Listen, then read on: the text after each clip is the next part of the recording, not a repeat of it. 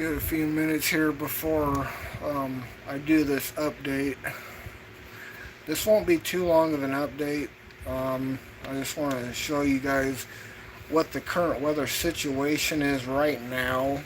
Not much has changed since yesterday, but there are a few things that have changed, and I want to show you what's going on. So, currently, right now, we have two areas of marginal risk for the upper plains and into parts of the northeast or northwest. Sorry, we still do have that marginal risk for the northern areas of Wisconsin into central and northeast Minnesota.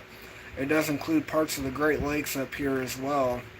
It does stretch into very far eastern South Dakota, just to the north of Sioux Falls and to the southeast of Aberdeen. So there's really not any metropolitan areas that are included in that. But we do have this other marginal risk for western South Dakota and parts of Wyoming in that marginal risk, and this does include the Casper area. So those are two areas we're watching. This is currently happening right now. This is today's current update. And we also have a couple other areas actually down here in the south along the Texas Gulf Coast. Corpus Christi, there's a marginal threat for severe weather, and even into parts of Florida. Fort Myers, Melbourne, Orlando are included in this marginal risk. That's a 1 out of 5 on the scale here. And we don't really have a whole lot of risk for other things, such as the tornado threat is less than 2% in all areas. We do have that wind threat for that marginal risk area in these two areas, but a hail threat is concentrated more up here in the northern plains area. So we'll have to watch and see if any storms do develop in those areas. And currently, we do not have any watches. We do have a mesoscale discussion, and that is for the Texas area, but that is unlikely to be issued as some of these storms may not hit severe criteria. And it's for isolated severe threat will persist into early evening. A watch is not likely. So these are kind of sub-severe storms that could produce a little bit of a damaging wind threat, but it's not likely. So that's why they have that issue there for storms that may cause a little bit of severe threat, but not likely. So they're monitoring that area of Texas. And that is currently the only mesoscale we got. There's currently no watches. And then tomorrow we have another marginal risk, a level 1 out of 5, for a good portion of Florida into Georgia, South Carolina, and we also have over here into very far southern California and very far southwest Arizona.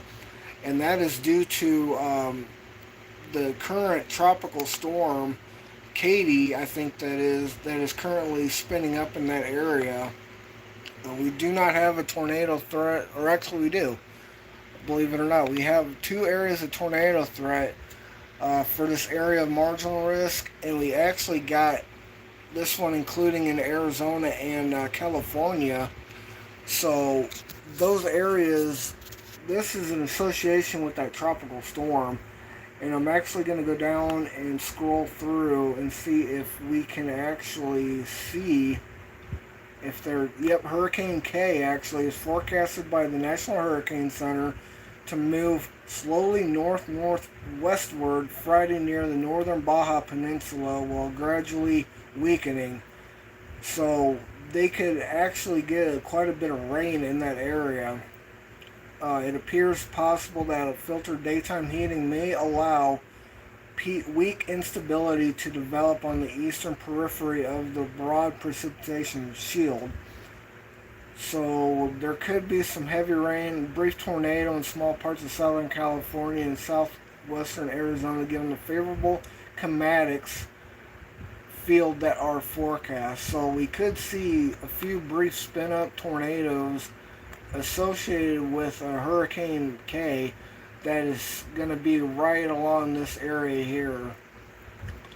So that'd be something we'll have to watch heading in to tomorrow. And I'm going to go to a different deal here,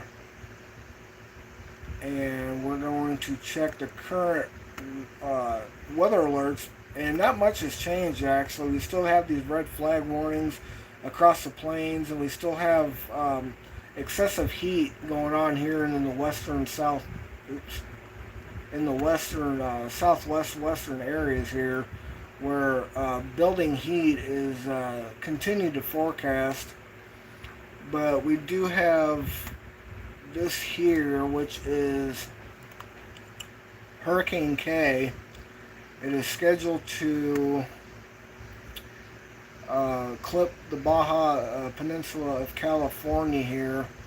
Heavy rain could lead to flash flooding, including landslides across the Baja California Peninsula, portions of mainland northwestern New Mexico through Saturday morning. Flash urban and small stream flooding is likely across Southern California beginning Friday, especially in and near the peninsular ranges. Flash urban and small stream flooding is also possible beginning Friday in southwest Arizona. So hurricane conditions occurring over portions of Central Baja California Peninsula and should continue for the next few hours.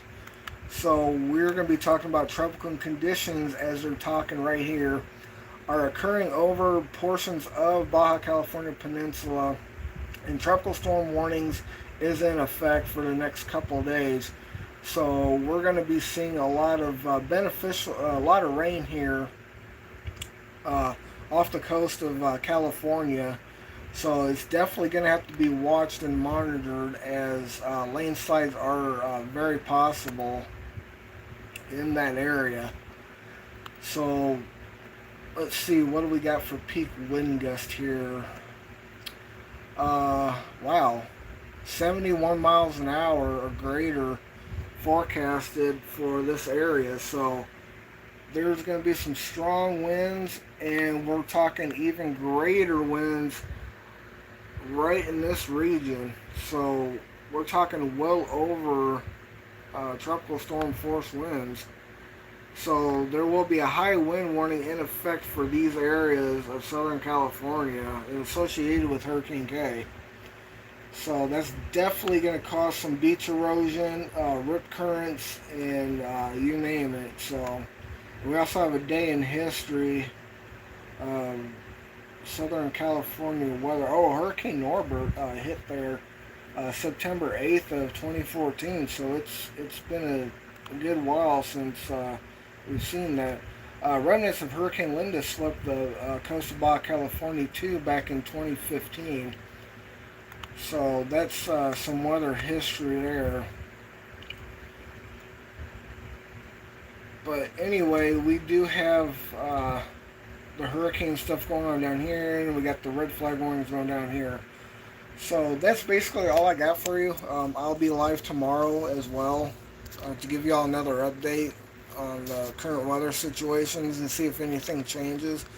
So stay tuned to that, and I'll talk to y'all tomorrow.